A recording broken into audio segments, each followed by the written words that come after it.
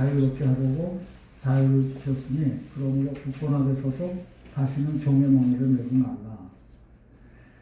근데 이 말을 무슨 말인지 사실은 잘 그 머리에 들어오지는 않습니다. 자유라는 말이 자유롭게 하려고 자유를 주셨으니 이게 어떻게 뭐 논리학하는 사람이 동어반 뭐 이런 그 표현이 어떻게 있을 수 있냐 그렇게 따질 수도 있는데 따지기 전에 이게 영어로 어떻게 표현됐나 좀 살펴보는 것이 도움이 될 것 같아서 이 구조를 좀 더 명확하게 이해하기 위해서 영어 성서를 참조하면 같은 내용을 다음과 같이 기술하고 있습니다. 그래서 영어로 읽겠습니다. So Christ has made us free. 거기다 made us free에다 좀 밑줄을 그어주시기 바랍니다. made us free. Now make sure that you stay free. 그 다음에 두 번째로 stay free. 거기다 또 밑줄을 좀 그어주시기 바랍니다. 그 다음에 don't get all tied up again in the chains of slavery. 그래서 tied up again in the chains of slavery. 거기도 밑줄을 그어주시기 바랍니다. 그래서 아까 그 한국어로 된 갈라디아서에서는 잘 나타나지 않던 용어가 이제 세 개가 나타나. 하나는 make free, 자유롭게 만들다, 자유롭게 하다, 또는 해방시키다 이런 뜻이에요. stay free, 자유롭게 머물다, 자유롭게 살다. 그 다음에 tied up again in the chains of slavery. 노예의 멍에를 다시 걸머지다, 거기에 매이다 이런 뜻이에요. 그래서 갈라디아서가 말하고자 하는 것은 자유의 3단계라고 생각을 하게 됩니다. 그래서 정리하면 첫째는 make free, 자유롭게 하는 단계고 다른 말로 표현하면 해방적 자유의 단계이고 둘째는 stay free, 자유롭게 사는 단계이고 이것은 자치적 자유의 단계를 할 수 있고 셋째는 tied up again in the chains of slavery, 다시 노예화되는 단계라고 볼 수 있습니다. 이것은 자유의 실패를 말한다고 봅니다. 성서에서 말하는 인류의 조상 아담스의 가장 큰 잘못은 영원히 거주하도록 허락된 자유의 동산 에덴에서 stay free, 계속 영원히 자유롭게 살지 못하고 너무나 빨리 쫓겨난 데 있습니다. 그 후에 인간의 역사는 끊임없이 노예 상태로 되돌아간 실패한 자유의 과정이라고 볼 수 있습니다. 구약 성서에 대표적으로 그 사사기는 이러한 실패의 고전적 예들을 잘 보여주고 있습니다. 그 얘기를 간단하게 정리하면 한 사사가 나타나서 백성을 노예 상태로부터 해방을 시킵니다. 그 사사의 대표적인 사람이 뭐 삼손이라고 볼 수 있는데, 그런데 이렇게 해방을 시켰는데 얼마 안 가서 예수의 역사가 다시 시작이 됩니다.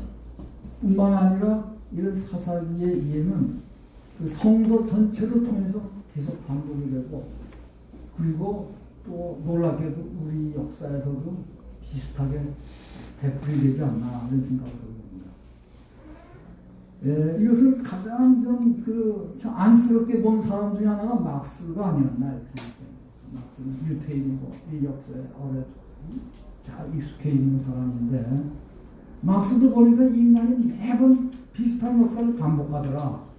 그래서 막스는 이처럼 끊임없이 반복되는 인간의 자유 실패 역사에 종지부를 찍고 최종안을 고안 제시를 했습니다. 그것이 바로 공산주의 프로젝트였습니다.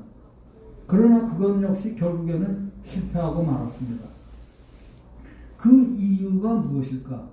그 이유는 공유제가 성공하기 위해서는 그것이 외부에서 만들어진 것이 아니라 내부에서 자라난 것이어야 한다는 아주 단순한 사실을 막스가 외면했기 때문이 아닌가 그렇게 판단이 됩니다. 엘리노 오스트롬이라고 하는 인디아나에 있는 한 여자 교수님이신데, 공유제 비극을 치유하기 위한 오랜 연구 때 마침내 1990년에 한 권의 단행본을 출간했습니다. 그것이 Governing the Commons, 그래서 한국어로 공유의 비극을 넘어 이렇게 번역이 되어서 나와 있습니다. 그리고 이 책으로 오스트롬은 노벨상까지 수상을 했습니다.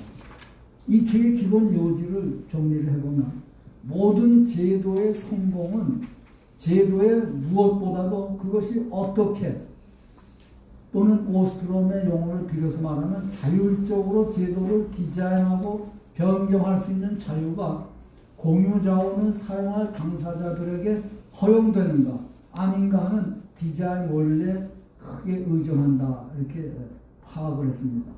다시 말해서 제도가 만들어지는 방식이 더 중요하다는 것입니다. 대부분의 성공한 제도들은 이 제도를 수용한 사람들이 주축이 된 집단, 사회에서 자라나는 것들로서 이 제도들은 이런 점에서 고유하게 발전된 제도라고 할 수 있다는 것입니다.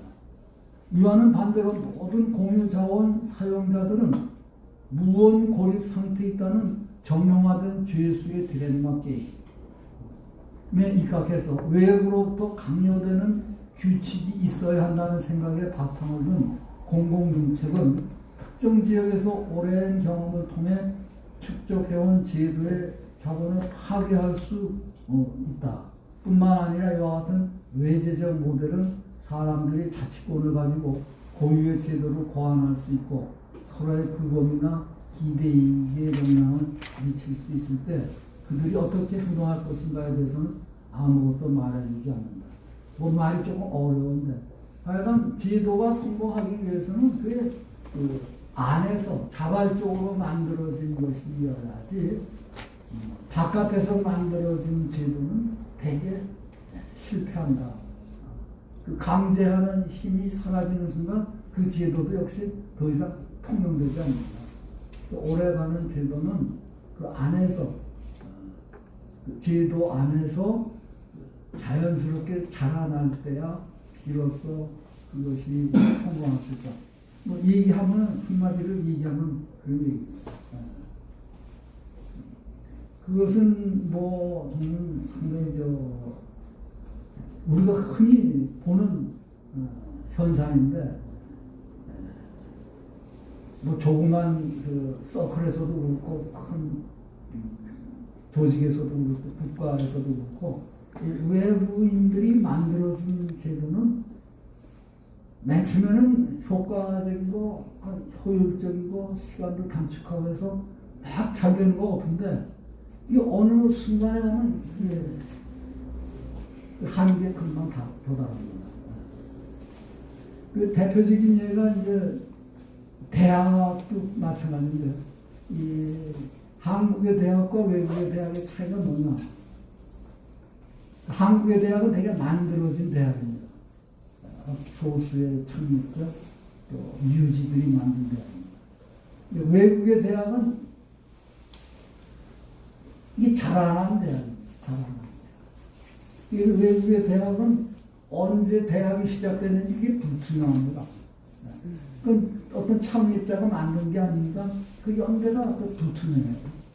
옥스포드, 캠브리지, 뭐 파리 대학, 볼로나 대학, 뭐 이 유명한 그 구라파의 대학들은 이게 학생들이 맨 처음에 어떤 그 서클이 시작이 돼가지고 거기서부터 점점 사람들이 모여들고 모여서 만들어졌는데 나중에 보니까는 그게 대학이 된 거죠. 그래서 그건 자라난 대학이고 그냥 그건 뭐 100년, 200년, 1000년 한국의 대학은 되게 만든 대학입니다. 그래서 그 만든 설립자가 사라지면은 죽으면은 그 대학은 금방 위기에 봉착합니다. 그리고 또 성격도 바뀌기만 해요. 그것이 이제 한 가지 예고. 뭐 대학뿐만 아니라 우리 조그만 서클도 그렇구나. 이 NPK 여기도 마찬가지죠. 이게 자라나고 지금 자라나고 있느냐 하면 외적 힘에 많이 의존해서 이게 돼가고 있느냐. 그것이 이제 이 제도의 생명력을 좌우한다고 보는데 이건 어디에나 거의 통한다 하는 겁니다. 근데 자유와 관련해서 그것뿐만 아니라 그 다음 얘기가 더 중요한데 특히 관목학 부분은 공유 자원과 관련하여 오스트롬이 자유의 지역적 특징을 보여준 부분입니다. 즉 특정 지역 안에 거주하는 사람들에게는 어렵지 않게 잘 보이지만 외부인에게는 좀처럼 보이지 않는 자유가 있다는 겁니다. 이를 좀 더 부연하면 특정 공유자원의 현지 사용자들, 예컨대 어장의 어부, 방목지대의 목동, 지하수나 관계수, 교량과 차고, 중앙 컴퓨터 본체 등등의 사용자들이 누리는 자유가 비사용자인 외부인들에게는 좀처럼 눈에 띄지 않는다는 것입니다. 이와 같은 자유를 영어로 표현하면 localized freedom. 그래서 저는 그 공간 밀착형 자유라고. 여러분 이 공간 안에서 NPT 모임을 여러 번 하면서 이 집 여기에 들어오지 않는 사람이 들어와서는 눈에 안 보이는데 여러분만이 이렇게 느끼는 보이는 자유가 저는 있다고 봐요.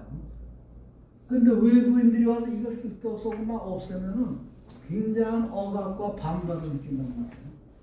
그것이 바로 이 공간 밀착형 자유입니다.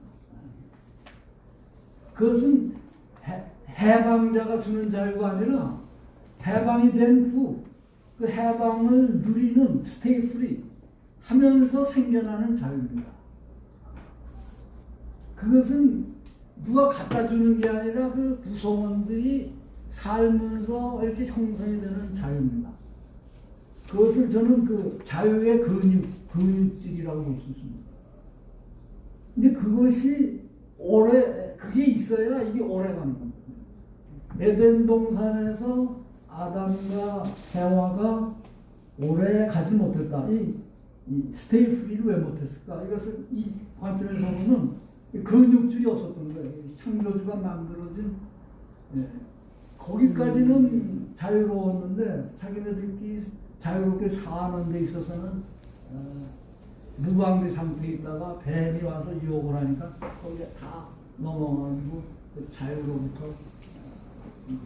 파탄을 나게 됐는데 이게 지금 우리의 자유사회의 일반적인 패턴이에요. 자유를 갖다 주면 그 다음에 당사자들이 자유롭게 사는 법을 개발을 하고 그것이 안에서부터 잘하도록 해야 되는데 그게 잘 안 되고 잘 안 되다 보니까 바깥의 사람들이 자꾸 간섭하게 되고 개입하게 되고 대처하게 되고 나중에는 자유를 박탈당하는 겁니다. 이것이 이제 지역 밀착형 자유입니다. 지역 밀착형 자유. 여러분 집안에 아이들이 각자 이제 방을 갖게 되는데 부모들이 들어가면 굉장히 싫어합니다. 왜냐? 부모가 오면 벌써 자기가 이 방 안에서 누리고 있는 자유, 그러나 부모 눈에는 잘 안 띄는 그 자유가 자꾸 짓밟히니까 그러는 거란 말이에요. 그러니까 현명한 부모님은 그런 데 의식을 하는 거예요. 얘가 이 방에서 상당히 자기만이 보여지는 자유를 누리고 있는데 가끔가다 부모가 들어오면 억압을 느낀다, 싫어한다는 거예요. 이런 싸움입니다. 그걸 잘 알면 부모들이 이걸 삼가하는데 그걸 좀 잘 모르는 부모들은 그냥 갈등이 생기고 그게 더 심화가 되는 거예요. 그래서 뛰쳐나가는 거예요, 지금. 뛰쳐나갑니다. 그게 다 자유를 위한 싸움입니다, 그게. 그리고 그 부모님은 그 자유를 모르는 거예요. 자기가 준 자유만 자유인 줄 알고 그 아이가 사는 자유를 인식을 못하고 보이지 않는 거예요. 그런 자유가 있다는 겁니다. 그런데 그런 자유를 우리가 지켜야 되고 확보를 해야 되는데 그게 쉽지 않아요. 그래서 그 밑에 이 비가시적 지역 밀착형 자유가 활성화될 때 비로소 해방적 자유는 자치적 자유로 정착이 되고 그러나 시장이다, 국가다 이런 개념들은 굉장히 자신의 전능성을 강하게 믿는 그 일종의 외부인과 비교될 수 있는데 이러한 외부인들은 각 지역의 비가시적 지역적 밀착형 자유를 쉽사리 간과하기 때문에 지역 자치는 파괴되고 외재적인 정치 체제 요소들이 점차로 대신하고 조직화되고 강화되면서 자유는 실종이 되는 겁니다. 여기서 이제 시장이 나왔습니다. 우리 자유주의에 있어서 가장 중요한 게 시장인데 여기서 시장도 문제라는 겁니다. 시장이 너무 자기 자신을 너무 지나치게 신뢰하면은 그래서 그냥 어디 가나 전부 시장 제도를 이렇게 해야만 된다라고 너무 획일적으로 하게 되면 그게 신자유주의란 말이에요. 신자유주의. 그냥 그 구분 없이 이게 신자유주의가 그 지역 여기 밀착형 자유를 되게 파괴를 시킬 위험성이 있다. 그래서 또는 국가, 중앙정부, 막 여기서도 너무 지나치게 그 관료들이 그래도 지역 밀착형 자유를 존중하지 않거나 거기에 대해서는 맹목적인 눈이 멀어 있을 적에는 그런 그 자치적 자유가 파괴가 되기 때문에 이게 자유가 결국 실패한다 이겁니다.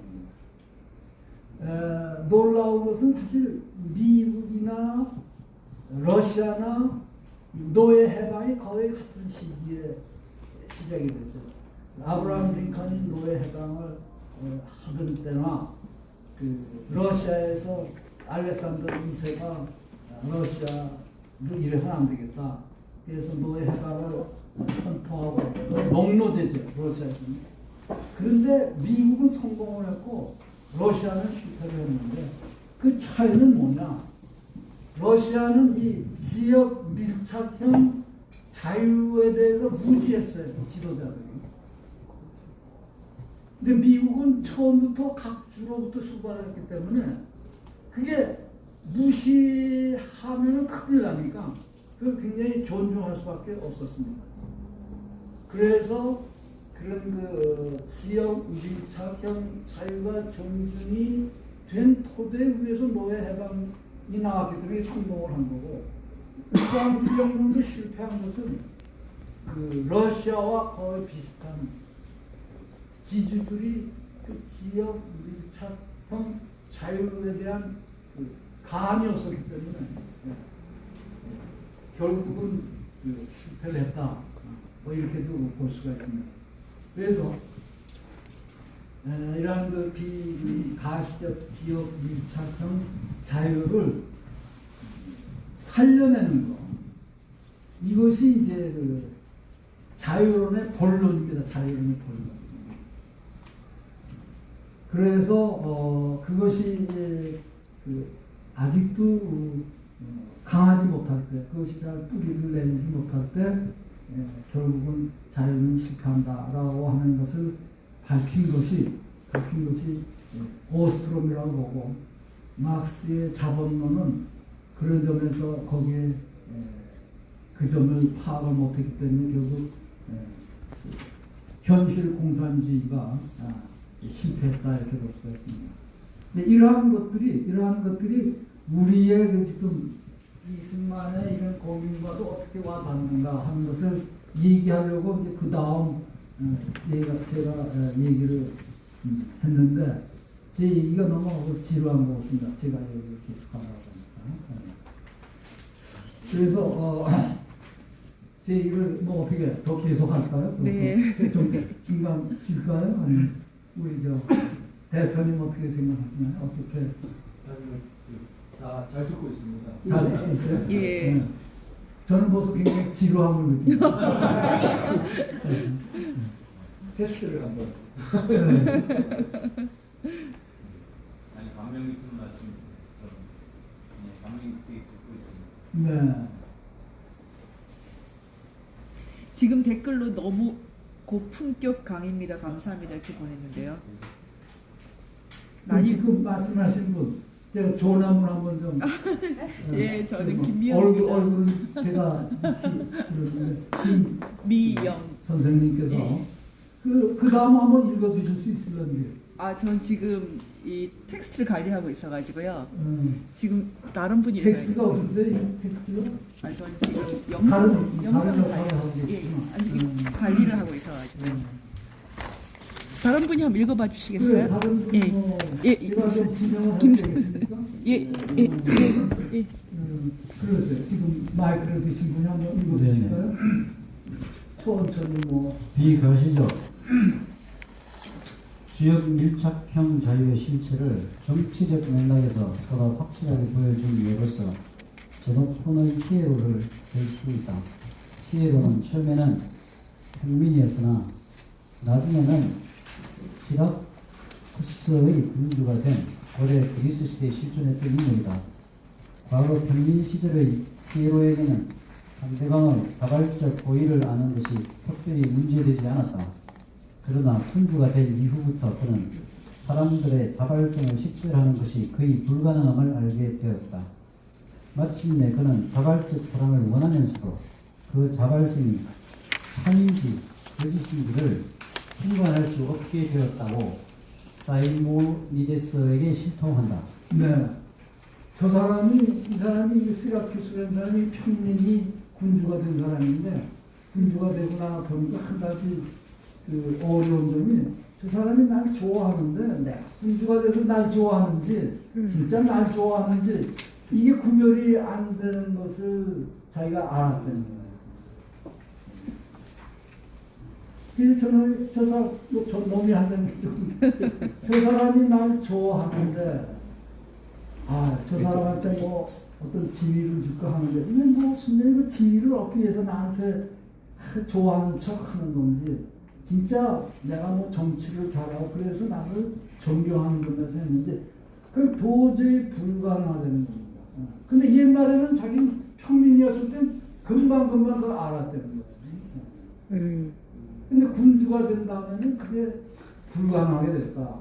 그러니까 우리 또 평민으로 사는 사람은 그 말이 도무지 다가오지 않죠. 그 자발성을 왜 모르느냐? 그 금방 우리는 알아채는데. 그 다음에 얘기가 그 얘기인데. 계속 읽어주시겠어요? 이 이야기를 구석에 보면 히에로는 군주가 된 이후 거주 공간이 달라지고 그 공간 안에서 영위되는 삶의 형태와 양식이 바뀜에 따라 그 이전까지 익숙했던 평민에 대해서는 낯선 외부인이 되고 그 자신이 평민으로서 자연스럽게 볼 수 있고 만질 수 있고 들을 수 있고 맛볼 수 있고 느낄 수 있었던 평민들의 자유로운 자발성이 더 이상은 직접적으로 지각되지 않는다는 말이다. 여기서 중요한 말이 직접적인 겁니다. 직접. 우리가 평민이 가지고 있는 한 가지 참 보물 같은 그 능력은 뭐냐면 그냥 얼굴 보면 안 되는 거예요. 저 사람이 지금 날 좋아하는지, 날 싫어하는지, 좀 기분 나빠하는지. 그런데 내가 조금 이제 수입도 높아지고 뭐 집도 좀 좋은 아파트로 이사가고 그래서 그 분위기가 좋다 보면 그 평민들의 그 표정을 읽어낼 수가 없다는 거예요. 읽어낼 수가 없다. 그게 이제 그게 무엇과 그 거주지와 깊은 관계예요. 거주지. 그래서 정치인들이 뭐 하나 연례 행사처럼 시장에 가고 고아원에 가고 이건 뭐냐? 그냥 단순히 형식적인 것만 하는 거예요. 그 사람들이 사는 집이 상당히 고가의 집인데 거기에 살다 보면 감각이 떨어진다는 거죠. 이 감각을 익히기 위해서 최소한도 시장에도 가야 되고, 우리 도태우 변호사께서 이제 국회의원이 되셔가지고 또 잘 보면은 한편은 좋지만은 이런 능력은 상대적으로 감소되지 않을까 그런 걱정도 또 누구나 나타나게 되는 거예요. 맞아. 자, 그래서 그 뒤는 얘기는 똑같다고 거기서 그러잖아요. 끝나는 게 아니라 응? 그 다음에 더 이어집니다. 그러면은 누가 또 한번 읽어주실까요? 여기 앞에 계신 분한테 좀 부탁드릴까요? 네.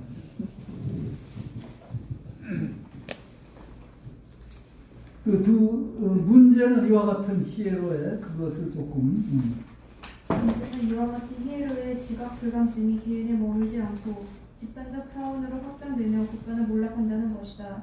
이런 이유에서 이승만은 옥중에서 집필한 정치 평론집 독립정신에서 집단적 지각 불감증에 빠진 당시의 조선인들에게 이스라엘의 선지자들처럼 경종을 울린 것이다. 이승만은 먼저 독립정신서에서 이렇게 밝힌다. 우리나라의 소위 중등 이상의 사람들이나 약간 한문을 안다는 사람들은 거의 다 썩고 물이 들어 다시 발할 것이 없다. 또한 이 사람들은 자기 몸만 그럴 뿐 아니라 이 사람들이 사는 근처도 다 그 기운을 받아서 어찌할 수 없게 되어버렸다. 네, 저는 그 이승만의 지금 이 글은 굉장한 통찰력이라고 봅니다. 지금 이런 그 지각 불감증은 자기 인지 능력만 불감한 게 아니라 자기 그 사는 주변, 이걸 이제 독일어로 말하면 운벨트라고 하고 서라운딩 월드라고 영어로 자기 주변 세계가 그런 기운으로 가득 차 있다는 거예요. 여러분들 이제 좀 너무 잘 사는 집에 가면 약간 역겨움을 느낄 때가 있을 거예요. 벌써 그 사람이 거주하는 그 거주지 자체가 뭔지 모르게 좀 이상한 내가 사는 분위기와는 다른 어떤 냄새 또는 이런 것으로 꽉 차 있다. 이제 이런 거. 그러니까 그 썩은 기분이 가득 차 있어요. 썩은 기분. 근데 그 속에 사는 사람은 모른다는 거예요. 모른다는 거예요. 그래서 이것을 이제 이승만이 그 사람뿐만 아니라 그 사람이 사는 근처 서라운딩 월드가 그렇게 가득 차 있는데 본인은 그걸 모릅니다. 전혀. 누가 들어와서 청소해주고 깨끗한 줄 아는데 청와대 근처, 청와대뿐만 아니라 그 청와대 안에 있는 대통령이 잘하면은 교자동 거기에 향기가 나는데 그 안에 있는 대통령이 이제 이상하게 우리가 인식하면서 그래서 교자동만 들어가면 냄새가 나기 시작하고 이거는 사실이라고 저는 봅니다. 이거는 어느 사람이나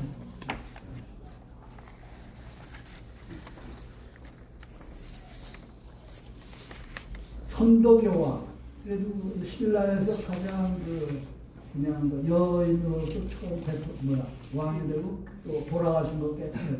그래서 한번 경주 갔던 김에 선덕여왕에 내려갔는데 사람이 너무나 와가지고 묘수에 풀이 다 그냥 사람들이 와서 앉았다 갔어요. 근데 그렇게 마음이 편하네요. 선덕여왕. 근데 이거 밝히지는 않겠는데 근데 막 온몸에 전율이 나고 막 무섭더라고요. 어느 사람들. 이게 이승만 대통령이 얘기한 그 근처에 향이면 향이지 썩은 냄새는 썩은 냄새. 이게 그냥 이렇게 감지가 되지 않나. 이건 조금만 더 읽어주실까요?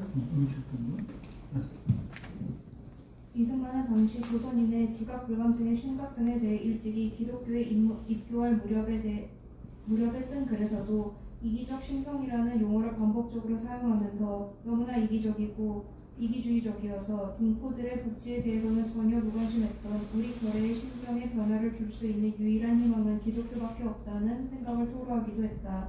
만약 기독교를 통해 자기를 기꺼이 희생할 수 있도록 한다면 나라의 앞날이 밝아질 수도 있을 것으로 확신했다. 주목할 것은 이상제, 이원근, 유성준, 김정식 등 초기 교회의 민족주의 지도자들은 이승만을 통해 기독교를 받아들였다는 사실이다.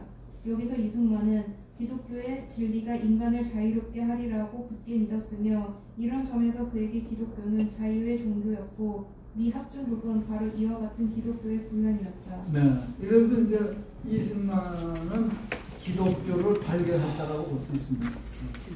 그리고 기독교가 더 구체적으로 교회를 가지고 그래서 이승만은 이제 미국에 가서도 계속 돈이 없으니까 강연회로 먹고 살았는데 주로 교회에서 초집을 해서 한국은 어떤 나라냐, 한국은 어떤 상태냐, 그것을 계속 강의를 하면서 이제 교회를 미국의 교회가 굉장히 중요하다는 것을 아는 사람이라고 합니다.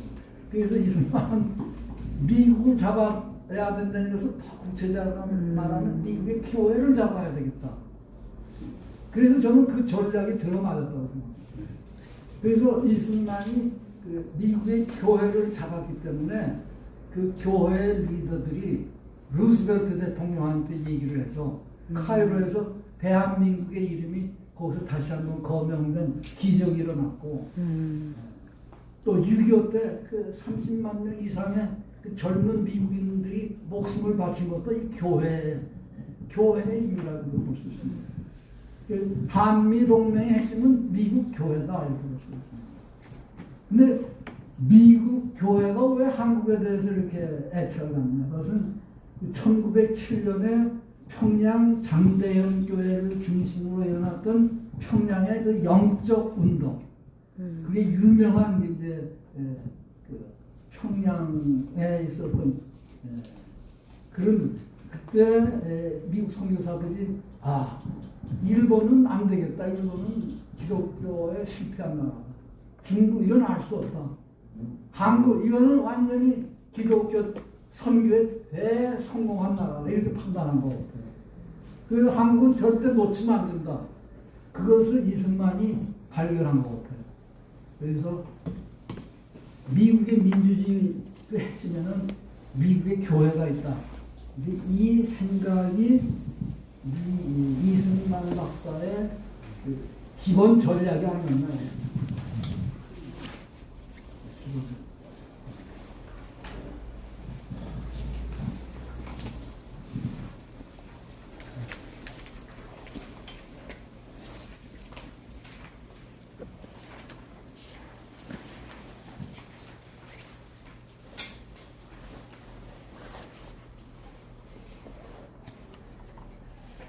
그런데 이런 이승만 박사가 그 다음에 상당히 그 독재자로 뭐 이렇게 오해가 되고, 근데 왜 그렇게 됐느냐? 중간에 뛰어넘어서 이제 그것을 얘기를 하고 그 얘기를 마쳐야 될 것 같아요. 이런 거 다 기다가면.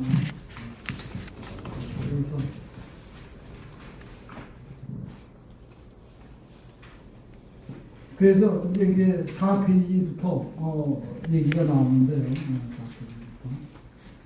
마지막 문장이 끝으로 그는 이승만은 자유롭게 사는 진정한 토대는 독립정신에 있다고 논하면서 그가 논의한 내용들을 자세히 검토해보면 자유롭게 사는 것보다는 자유롭게 하는 문제에 더 역점을 두고 있음을 보게 된다.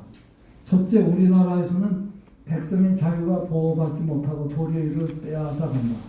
다른 나라 사람들은 그들의 자유 권리 보호를 받아 아무도 조금이라도 그것을 빼앗을 수 없고 지금 세계 사람들이 자기들이 자주 권리를 보호하는 것을 목숨보다 더 중하게 여기고는 우리는 어찌하여 한낱 목숨이 타는 불과 끓는 물 속에 있는 것처럼 서로 살 수 없는 처지에 놓이게 되었는가. 오늘날에도 바로 우리가 이런 식으로 사는데 이승만이 살던 때도 뭐 거의 비슷했던 것 같습니다.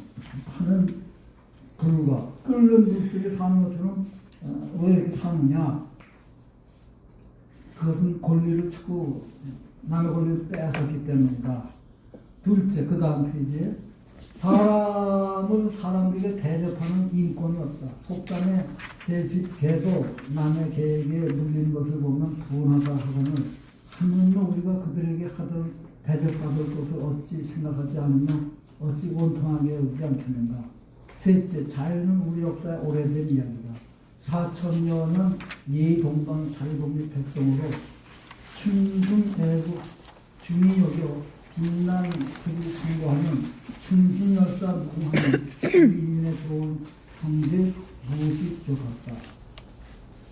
그래서 우리나라 역사를 상고해 보면은 사실 우리나라가 굉장히 그 동방에 있는데 동방에 그 빛을 향해서 있는데 그 빛이라는 게 따지고 보면 그 진리라고도 보고 그것을 자유라고도 볼 수 있는 그런 그 의미가 있는데 그것을 향해서 오던 사람들이 모여서 하는 것이 이제 이 한반도인데 여기에는 오래전부터 그 자유에 대한 그런 그 전통이 있었다 하는 것을 이승만이 지적을 하고 저 역시 거기에 뭐 상당히 공감을 해서 제가 거기에 대해서 학술원 논문집에 상당히 긴 논문을 쓴 것으로 소개를 했습니다. 그 다음에 넷째, 그러나 지금 우리나라 사람들은 마음의 결박을 풀지 못하고 있다. 따라서 백성의 마음이 먼저 자유롭도록 해야 한다. 마음을 결박하는 것의 종류를 들어보면 첫째는 양반과 쌍놈의 구별을 깨뜨리지 못한 것이고 둘째는 자기 뜻대로 생각하지 못하는 것이고 셋째는 사람들이 벼슬에 복종하는 노예의 사상을 벗어나지 못한 것이고 넷째는 사람들의 마음이 세력에 의지하기를 좋아하는 것이고 다섯째는 사람들이 사사로운 생각을 벗어나지 못하는 것이고 여섯째는 사람들이 생각이 구습을 버리지 못하는 것이고 일곱째는 사람의 마음이 거짓을 행하는 악습에 물든 것이고 여덟째는 사람에게 만물을 다스릴 권리가 있으면 알지 못하는 패답니다. 특히 여덟 번째와 관련하여 이렇게 부연한다. 우리나라 사람들은 국가에 아무리 시급한 일이 있어도 달이 지기 전에는 대궐문에 가까이 가지 못하며 재앙의 징조가 아무리 눈앞에 닥쳐와도 점을 믿고 귀신을 믿어서 미리 대비하지 않으며 이인과 명인, 관상쟁이와 사주쟁이 등등이 세상을 어지럽히고 백성을 속이는 모든 부류들을 철석같이 믿고 앉아서 나라를 구하고 백성을 편안하게 할 방책이 있어도 채택하여 시행하지 않으며 앞날의 기흉에 대하여 점을 친 후에야 집을 고치며 달력을 보고 좋은 날을 택하여 대문 밖 출입을 한다. 여기서 그의 탄식을 마침내 통곡으로 바뀝니다. 다섯째, 마땅히 이전의 사람을 압제하던 모든 폐쇄를 다 깨뜨려버리고 아래 사람들을 차차 놓아주며 따로 자유하게 해주고 높이 대접하여 나와 동등한 지위를 누리도록 허락해 주어야 한다. 그 다음에 생략하고 여섯 페이지로 가면 이렇게 이승만이 독립정신에서 논하고 있는 자유에 관한 얘기를 이렇게 보면은 어떤 특징을 나타내게 하냐면 이상에서 보듯이 이승만의 자유로는 make free, 즉 해방적 또는 영웅주의적 자유에 초점이 맞춰져 있으며 stay free 또는 자치적 내지는 생활 중심적 자유에 대해서는 아직 소극적이라는 인상을 줍니다. 한편으로는 이승만은 이 자유론의 해방적 정향 때문에 그 선지자적이며 고결한 자유는 특히 김구의 보다 수용적인 리더십과 대비되면서 때로는 권위주의적인 것으로 때로는 독선적인 것으로 폄하되지 않았나 하는 생각을 하게 됩니다. 그러면서도 또 모든 백성으로 하여금 자기의 힘껏 벌어서 자기 재주껏 공부해서 입신양양하는 것에 제한을 가하지 않는다면 인민들에게 스스로 활발한 기운이 생겨 풍속이 날마다 변하고 원기가 낱날이 자랄 것이라는 그렇게 주장을 하고 있는데 이것은 이승만 대통령께서 생동하는 자유와 그 자유의 미래에 대해서 얼마나 강한 의지를 갖고 있는가 이런 또 다른 측면을 보여준다고 생각됩니다. 그래서 이승만의 독립정신의 첫 시작에 나오는 귀절을 이제 소개를 했는데 거기에 이렇게 첫 귀절이 이렇게 시작이 됩니다. 슬프다. 나라가 없으면 집이 어디 있으며 집이 없으면 나의 일신과 부모 처자와 형제 자매며 이웃 자손이 다 어디서 살며 어디로 가리오. 이렇게 나라를 잃으면은 정말로 참